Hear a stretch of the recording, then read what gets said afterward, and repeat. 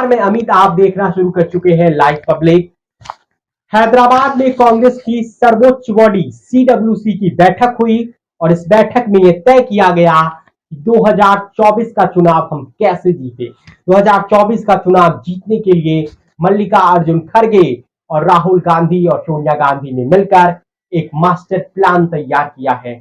क्या है वो मास्टर प्लान, हम इस पर चर्चा करेंगे और इस वीडियो में हम आपको उसी के पिछले साल अक्टूबर में कांग्रेस के राष्ट्रीय अध्यक्ष बनने के बाद मल्लिकार्जुन खड़गे ने आज करीब 11 महीने के बाद कांग्रेस वर्किंग कमेटी यानी कांग्रेस की सर्वोच्च बॉडी जहां से कांग्रेस फैसले लिया करती है, उस समिति की पहली बैठक हैदराबाद में आयोजित की गई, जो 2 दिनों तक चला।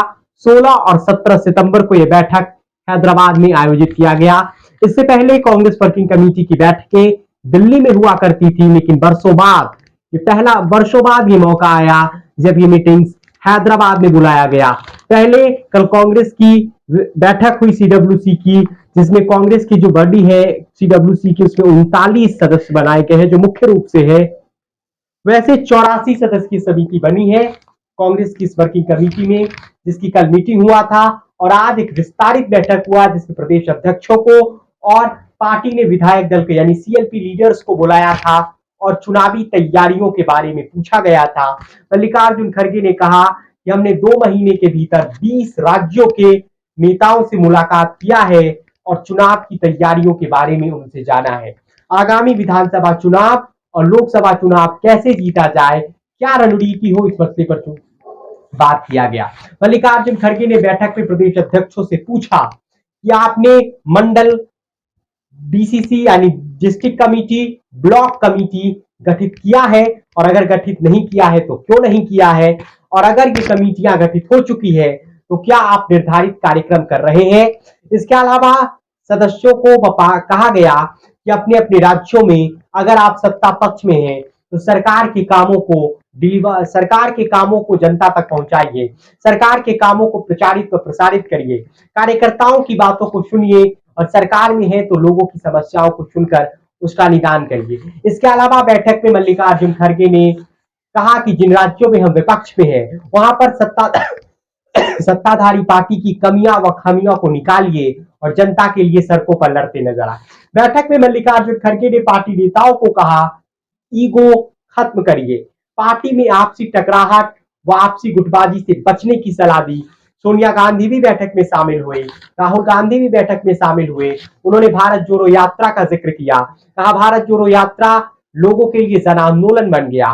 लोगों की उम्मीदों को भारत जोड़ो यात्रा में लोगों ने अपनी तकलीफों को बताया।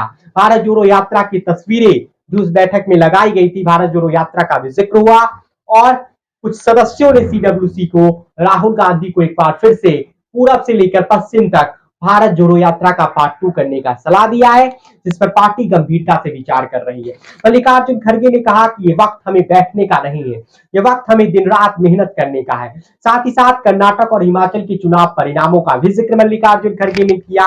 मल्लिकार्जुन खड़गे ने केंद्र की मोदी सरकार पर भी हमला बोलते हुए कहा कि केंद्र की मोदी सरकार सीबीआई, ईडी व इनकम टैक्स का इस्तेमाल हमारे खिलाफ करती है। जातीय जनगणना का मांग किया गया और शुरू हो रहे संसद के विशेष सत्र में महिला आरक्षण बिल को पारित कराने की भी मांग की। यानी कांग्रेस की वर्किंग कमेटी हुई। इस बार वर्किंग कमेटी में कई नए चेहरे नजर आए, जिसमें गौरव गोगोई, शशि थरूर, सचिन पायलट जैसे नए चेहरे शामिल हुए इस मीटिंग में।